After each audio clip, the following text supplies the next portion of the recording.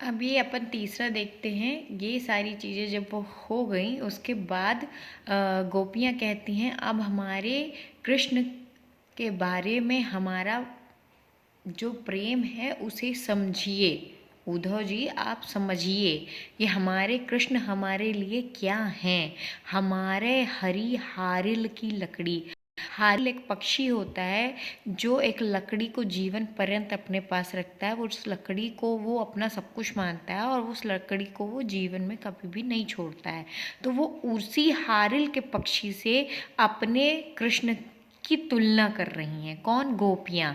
हमारे हरी, हरी मतलब कृष्ण, हमारे हरी हारिल की लकड़ी, जैसे हारिल पक्षी के लिए लकड़ी होता है उसको वो कभी नहीं छोड़ती हैं, वैसे ही हमारे लिए हम उनकी लकड़ी हैं और वो हारिल पक्षी हैं कि जैसे हारिल पक्षी जो है वो लकड़ी को नहीं छोड़ता है, वैसे ही हम भी श्री कृष्ण से एक पल के लिए भी अलग नहीं रह सकते। मन क्रम वचन नंद नंदन उर यह दृढ़ करी पकड़ी। मन से, कर्म से, वचन से नंद नंदन, नंद के पुत्र से हम दृढ़ कर पकड़ी, हमने उनको जकड़ रखा है, पकड़ रखा है। मन से, कर्म से, वचन से हमने नंद नंदन को यानी नंद के पुत्र श्री कृष्ण को जोर से पकड़ रखा है। जागत सोवत स्वप्न दिवस निसी कान कान जकरी। जागते हुए, सोते हुए, सपने में, दिवस दिन में, निसी रात में हम कान्हा कान्हा ही जपते हैं। हम कृष्ण कृष्ण ही जपते हैं। हम उन्हें पल भर भी भूल नहीं पाते हैं। हम उन्हें पल भर भी भूल नहीं पाते हैं। सुनत जोग लागत है ऐसो जो करवी ककरी। आप जो ये योग की जो बात हमसे कर रहे हैं ना कि आप लोगों को योग करना चाहिए या योग की तरफ जाना चाहिए, तो हम ये श्री कृष्ण के प्रेम में लीन गोपियाँ जो हैं वो उद्धव जी को योग का उपदेश जो आप देने के लिए आए हैं, तो गोपियाँ जो हैं उद्धव जी को कह रही हैं कि सुनत योग लागत ऐसो जो कड़वी ककड़ी।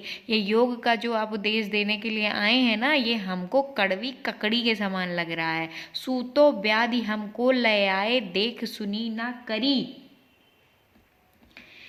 वे उद्धव से कहती हैं उसी योग के रोग को तुम हमारे लिए लेकर आए हो। सुन, व्याधि मतलब रोग, सूतो व्याधि हमको लाया, यही जो ये योग का रोग है वो आप हमारे लिए लेके आए हैं।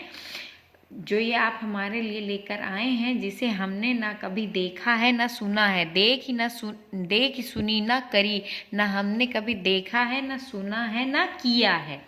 ठीक है। यह तो सूर तिनह लय सौंपो जिनके मन चकरी। चकरी मतलब होता है चंचल। सूरदास जी के शब्दों में, सूरदास जी क्या कह रहे हैं? सूरदास के शब्दों में गोपियाँ कहती हैं कि इस योग को तुम उन्हीं को जाकर दे दो, सौंपो। तिनय लय सौंपो, उन्हीं को जाकर सौंप दो जिनके मन चंचल हैं, जिनका मन चक्री के समान इधर उधर घूमता रहता है। पर हमारा मन इधर उधर नहीं घूम सकता। हमारा मन सिर्फ एक ही चीज़ में लगा हुआ है, एक ही प्रभु में लगा हुआ है। हम लोगों का मन स्थिर है, हम लोगों का मन चंचल नहीं है। हम लोग योग स्वीकार नहीं कर सकते हैं। हमारे मन में तो श्री कृष्ण के प्रति स्थिर प्रेम है। हम सिर्फ कृष्ण को ही प्यार करते हैं। हमको कोई योग समझ में नहीं आएगा।